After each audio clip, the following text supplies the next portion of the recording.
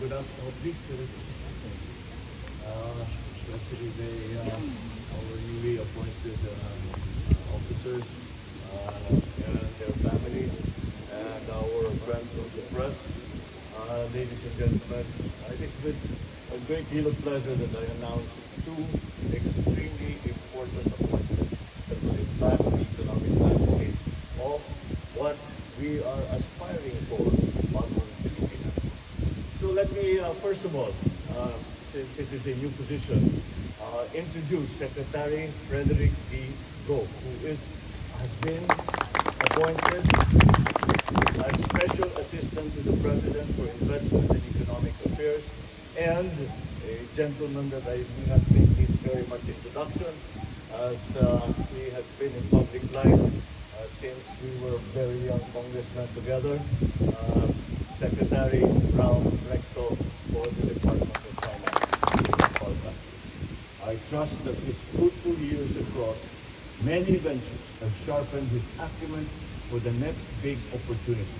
He will be at the forefront when we take that leap towards economic growth. He has a vision of innovation, and Secretary Go will help us create an environment that will not just draw in investment, but realize it, ushering in an era of unprecedented growth across industry. As the SAPEA, which currently is what your office is going to be referred to, he will ensure the effective integration and implementation of various investment and economic policies of the government. But before I go on to talk about Secretary Ralph, the reason that Go was chosen for this particular position is that all of you who have been traveling with me have heard from me often how that we are not satisfied just with the signing and the presentation of MOUs and LOIs. And in our discussions, I always said we have to make this real. And because many of these investments are going to be fully in the private sector, there can be PPPs, there can be joint ventures, Maharlika Investment Fund might also be involved. So his expertise lies exactly there. Secretary Recto, whose name and face is familiar to all of us, he has already had a remarkable career in public service, having excelled in various roles within the government. He will be a major player on how we stay on the path of growth, meet and even surpass our medium-term fiscal targets, and achieve our developmental targets. He will promote not just ease in paying taxes, but also in efficiently and effectively spending those collections. Because the citizens' reward for tax compliance should be better and more responsive public services. Essentially, you have the National Development Plan to follow, and the chief architect of that is the President. You have your macro fiscal framework, and there is a plan, there is a roadmap that essentially we will continue. For next year, I think 4.3 trillion in taxes.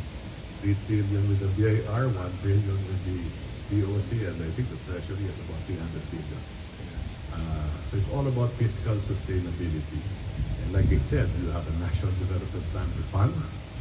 Incidentally, we will be borrowing 2.7 billion next year.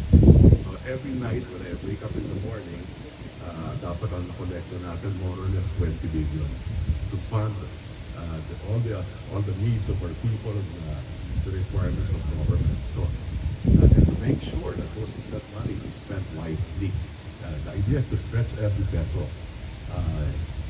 including acting faster on investment, particularly the President just signed the new PPP law. That will free up government resources for social services, investments also in creating more jobs for our country. Existing revenue measures that the House has passed and the President has certified as urgent, we will make sure that the Senate will be able to pass the same. Sir, lastly po, will you be implementing changes such as a reshuffle among the DOF officials? I don't expect to. You know, when I entered DEDA, I only brought one person with me. And that was during the height of the global financial crisis. I think we came out unscathed at that time. Thank you, sir. Calls for number one, improving the ease of doing business. Second would be reducing friction costs. And third, finding solutions to navigate the bureaucratic challenges that we face. And we have to make a strong case to the world why they should invest here in the Philippines.